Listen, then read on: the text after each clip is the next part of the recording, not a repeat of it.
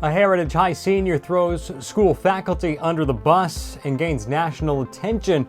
A tour of the controversial Vancouver Homeless Navigation Center, and a local nonprofit battles an invader at Vancouver Lake. Those stories and more on today's edition of the Weekend Review from ClarkCountyToday.com.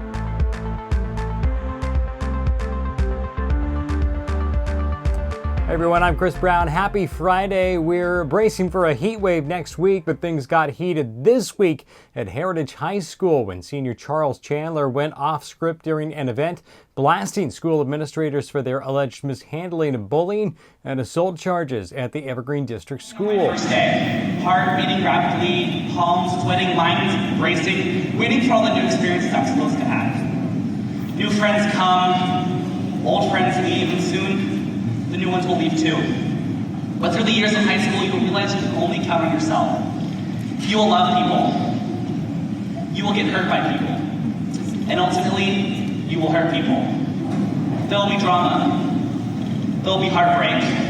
But there will be great friendships and even greater memories. You will get made fun of. You walk through these halls and get called stupid, ugly, an idiot, a piece of crap, and so many, many more insults. You also get told you are too tall, too short, too wide, too skinny, too smart, too dumb, too different. But here we are, sitting moments before we go off to college and never see the majority of this group ever again of our lives. So I hope in 5 years, maybe 10 years, maybe 20 years, and maybe even 50 years from now, you will think back about how 4 years in what seemed like crap shaped you to be the men and women you are and will be for the rest of your lives. And to you underclassmen who have to endure all the things the school throw at you for 2 or 3 more years, a school where the administration closes their eyes to everything that happens in the school.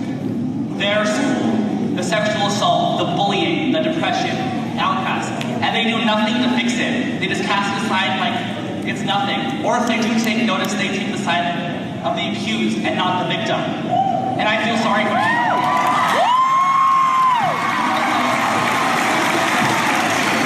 Nevertheless, congratulations class of 2019. I wish you all the best of luck of your endeavors after high school. Thank you. School principal Derek Garrison says Chandler's comments were directed at accusations the school had already investigated.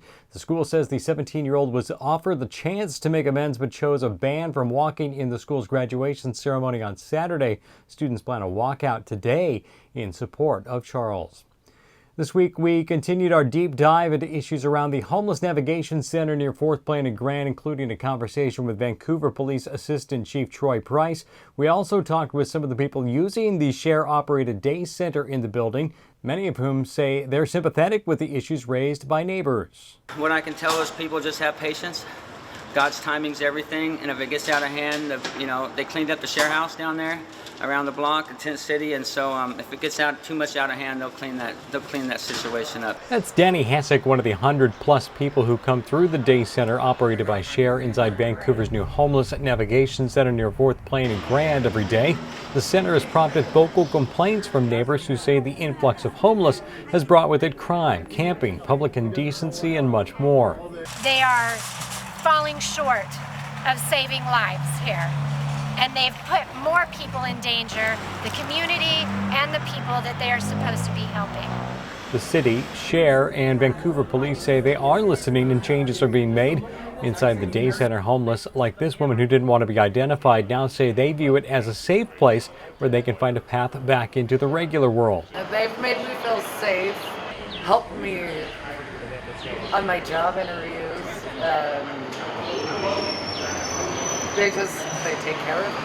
I feel safe here. Deborah Brown lost her home due to a rent increase and spends her days looking for a new place and helping out inside the shelter. She understands the concern of neighbors, but says people need a place to feel safe.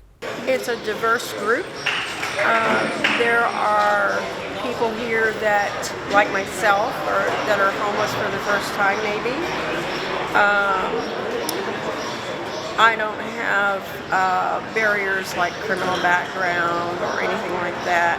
I am disabled and I am 68 years old, so that kind of puts me in a different group than a lot of the people here. A lot of them are younger than I am. some that are just got into some bad circumstances, or there is, I think, a little mental illness going on too, but they can get help here as well. Now, Clark County Today had a chance to tour the day center and learn more about how things function there. Be sure to watch our website for the full story and video.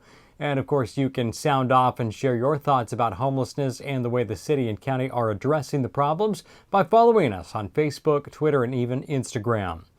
In his editorial this week, ClarkCountyToday.com editor Ken Vance shared the story of the nonprofit group Friends of Vancouver Lake. That organization has stepped up to address an infestation of Eurasian milfoil, which threatens recreational opportunities at the lake, such as a regional rowing competition that drew more than 1,500 athletes to the area.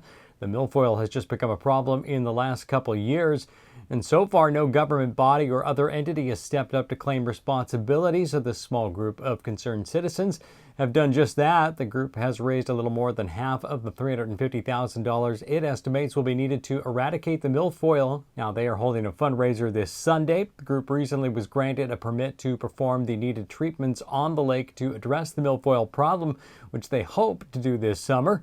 And moving forward, the Friends of Vancouver Lake hope to re-engage Clark County, City of Vancouver, Port of Vancouver, and the Corps of Engineers to stay on top of the environmental concerns at that much-loved recreational spot. In better news this week, we told you about Skyview High School junior Peyton Mae, who was recently named Miss Washington's Outstanding Teen. You might remember that we featured Peyton last year when she was named Miss Clark County's Outstanding Teen. Now, over the next few weeks, Peyton will be prepping for the Miss America Outstanding Teen pageant in Orlando, Florida in late July. At the state pageant, Peyton wowed the judges with her performance of Somewhere Over the Rainbow. Now, ironically, the former Seattle resident performed the same song at the same venue when she was in the second grade. Peyton also sang the national anthem for the opening night of the Ridgefield Raptors baseball game on Tuesday. This week, of course, marked the 75th anniversary of D-Day and the Allies' invasion of Nazi-occupied Europe in World War II. Reporter Jacob Granneman traveled to Nez Perce, Idaho to interview one of the few Normandy vets still alive with stories to share. Joseph Miners, now 95, stormed the beaches of Normandy on the morning of June 6, 1944 with the Army Corps of Engineers. Now Miner says he is sharing his stories of how he miraculously survived not only D-Day but all of the Second World War because he had made a promise to God that he would. Be sure to keep an eye out later this week for Jacob's story and find out why he calls it one of the most important interviews he's ever done. Now it's time for your week in review sports update with Paul Valencia. Traditionally, this is a slow sports week for Clark County. Not anymore. The Ridgefield Raptors have arrived. The West Coast League baseball team, featuring college-eligible athletes, made its debut Tuesday at the Rourke. More than 2,000 fans showed up at the Ridgefield Outdoor Recreation Complex. Yes, it's Ridgefield's team, but it also was Clark County's team. The Raptors will play more than 30 home games between now and August. Later in the week, we got the chance to talk to all 25 of the Raptors. We told you where they're from and where they're going. Earlier this week, Clark County Golf got some huge news. Spencer Tibbits, a former Fort Vancouver Trapper, qualified for the U.S. Open. A sophomore at Oregon State, Tibbits will be playing in his first major next week at Pebble Beach. Tibbits won a qualifying tournament earlier this spring to advance to sectionals, then finished second in Walla Walla. The top three at that sectional qualified for the Open. Best of luck, Spencer. Thank you so much, Paul, and good luck, Spencer. That's a quick check of just some of the stories you'll find this week at ClarkCountyToday.com. We've got a ton of cool stuff in the works for next week as well, so be sure to check back often. And if you have a story idea or a tip, be sure and shoot us an email to news@ClarkCountyToday.com.